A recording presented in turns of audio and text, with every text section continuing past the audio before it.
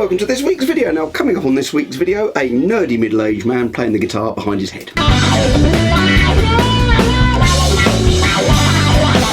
And a nerdy middle-aged man playing some country guitar.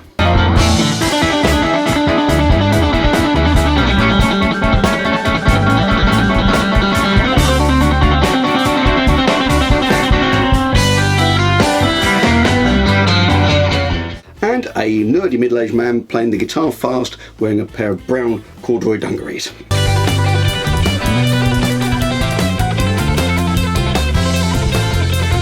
So all over the area around where I live, which is on the south coast of England, near Brighton, I've been seeing these posters advertising Joe Bonamassa playing at Brighton Centre next year. Now, the Brighton Centre is the biggest venue local to here. It's got a capacity of about 4,500 in the sort of main arena, and I've seen quite a few gigs there. My first ever big concert I went to in probably the late 80s, it must have been, was Europe.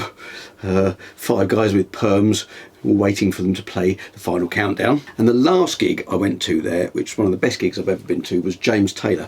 And I can't remember if I've told this story on my channel before, but I got tickets 2 days before the concert, even though it had been sold out for several years because it had been postponed twice because of COVID. And I happened to be online as somebody had given the ticket back, which I found out afterwards because the people sat next to me were in the box office as the tickets had got given back, and they said, "You'll have to wait, there's someone online buying them," which must have been me. So I was very lucky there, but that was a fantastic gig. Anyway, the Brighton Centre is a good venue. I've seen other things there. I saw the Harlem Globetrotters there when I was at school. I've seen Michael McIntyre there. I've seen Gary Barlow there because my wife's a big fan and dragged me along. I also saw K.D. Lang there, which was very good. Trying to think if there's anyone else.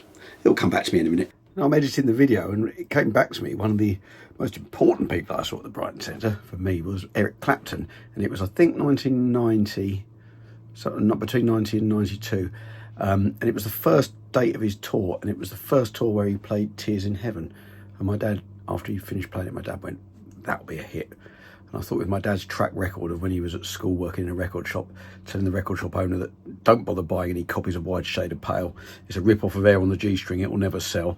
I thought my dad's skill at predicting what was going to be a hit wasn't going to work in this case, and I was wrong, and my dad was right.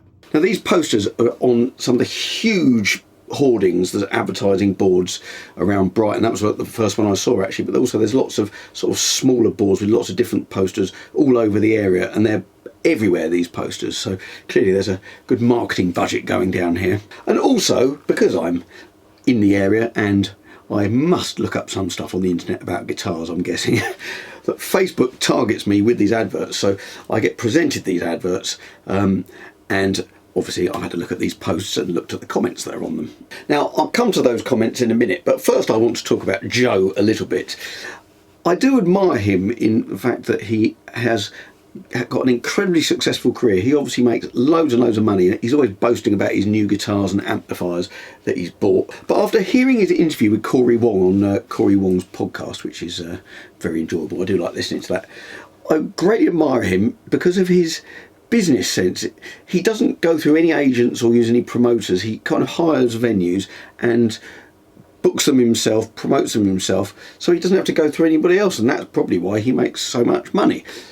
But let's have a look at these comments, because I thought to myself after reading these comments that maybe he's not quite as switched on as I thought, because people seem to be complaining that he's got too greedy with his ticket prices and they cost an absolute fortune. So let's go, using my new bit of software where I can look at the screen and have a little picture of myself on here at the same time, go through some of these comments that are on this post. And I love some of these comments. I saw him back in the early days. He's become very slick, looks like he's going through the motions now. That's one that's not talking about the money. Most of them are talking about how much it costs. Despite his technical brilliance, definitely isn't worth the overpriced tickets, in my opinion. Totally agree, Chris. Seen him many times, but since Kevin Shirley got hold of him, he's become mainstream. Same is happening with Joanne Short Taylor now. Like a lot of you others, I'm not prepared to pay these ticket prices. Love to see him, but not £114 a ticket. Now you know why he can afford all these vintage guitars. To be honest, when it comes to guitar virtuosos, I'd rather see Vi or Satch, or even better, a G3 show. And this is my favourite one. No, I paid almost £80 last time for a shocking seat at the back in the corner. Sound was dreadful, and to be honest, he played something like 15 different guitars via 8 or so amps and managed to make them all sound the same. Booked already. That's about the... I can't believe there's about 90 odd comments here, and they're all negative. That's one of the few that aren't. These prices, he's having a laugh. £115 for a show. Just seen the price of tickets. Ridiculous. Would love to see him, but not at those prices. Saw Alice Cooper for £40 at the Brighton Centre a couple of years ago. Would love to see him, but cannot get a second mortgage. And I noticed here, he's care if I play with him. He's basically a greedy bugger. I remember him saying he always remember his fans. Clearly not at these prices. So if you're to believe these comments, you'd think to yourself that when Joe arrives next year at the Brighton Centre, he's going to arrive to an empty room with tumbleweed blowing across the south stalls. But are these people that are leaving comments, they're not the ones that are going to have bought the tickets, are they? They're the ones moaning about the price of them. And it kind of gives you a skewed view, maybe. And I thought, I'd love to know how many sold. And I thought, there's an obvious way of doing that, isn't there? Back over to my nifty new bit of software.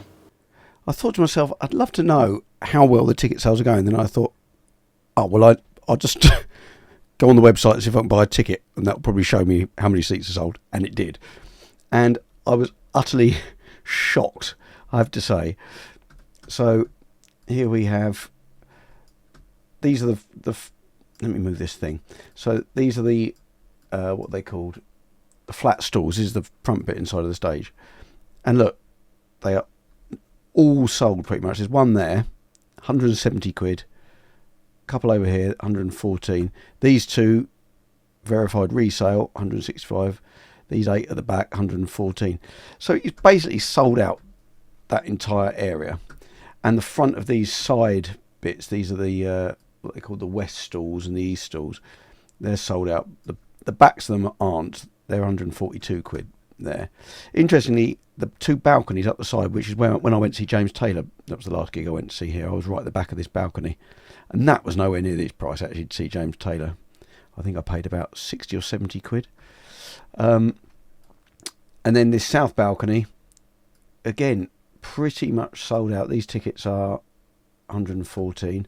And then right at the back, sorry, that's called the south stalls, that bit I just showed you. This bit at the back, this rear balcony, almost completely sold out. There's one ticket left. There. These are the cheaper tickets, that's probably why. 86.50. So there we are. Bang goes that theory. Joe seems to have exactly hit the nail on the head with the ticket prices. It doesn't look like he's struggling to sell them, does he? I mean, I can't tell just by looking at this, but it looks like more than 90% of the tickets are sold. So it looks like he knows exactly what he's doing. Maybe not 90% of all those side ones, but anyway, there we are. That goes to prove he knows what he's doing. So there we go.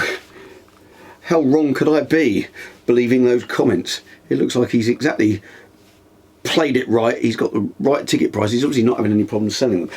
But admiring him as a businessman as I do, and I'm not the greatest businessman in the world, but I'm trying to get my own show on the road here.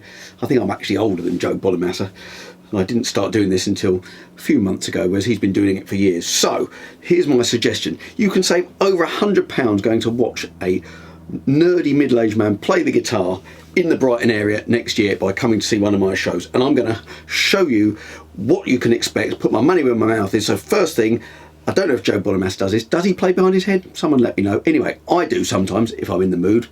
I don't know why I did it this time, but I did, and I filmed it, so here we go.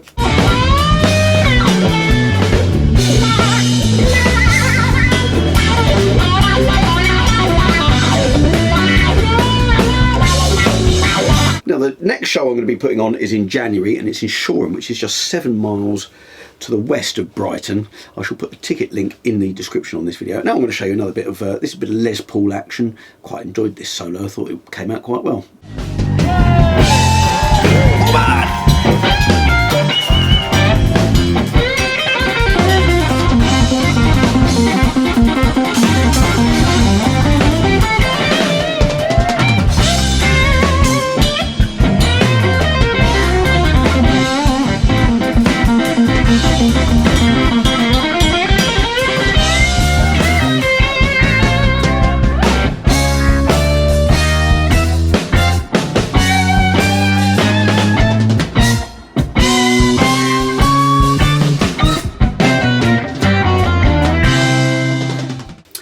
And it's not all just Les Paul and bluesy type stuff. I try and do a bit of country guitar as well, so I'm going to show you a little bit of country guitar that I did as well.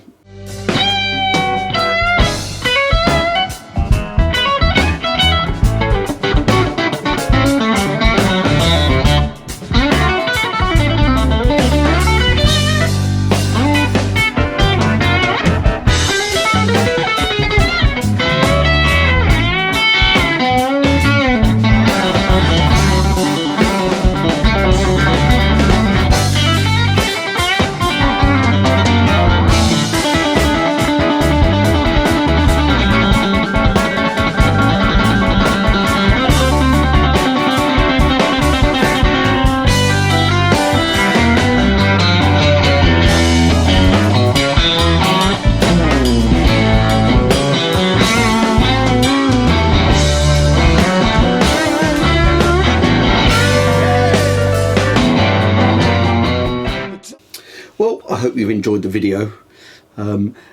Hopefully you've come to watch this because you're a Joe Bonamassa fan. Maybe you might be a Joe Bonamassa fan who isn't going to pay those fancy ticket prices, or even if you have paid those fancy ticket prices and fancy come and see another gig for about 10% of the price, you can come to my show as well. And I'm going to leave you with this video. This was from the last gig we did, and on this gig, on top of that, now Joe wears a suit and looks like a businessman. I wore brown corduroy dungarees, which, I don't know, make your choices there. The dungarees were certainly a talking point.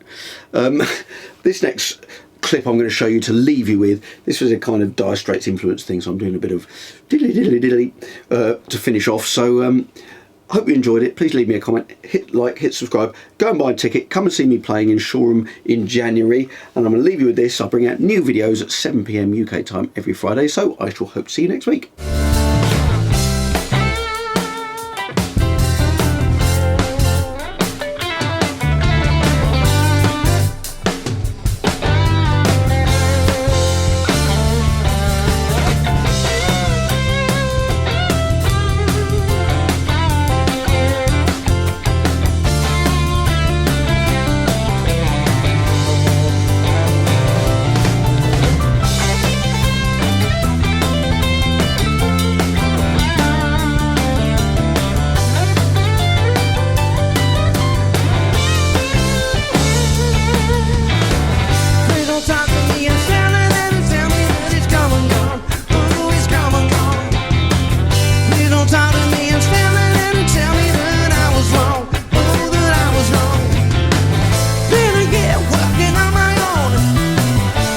This is all I've got to show. Oh, it's come and gone.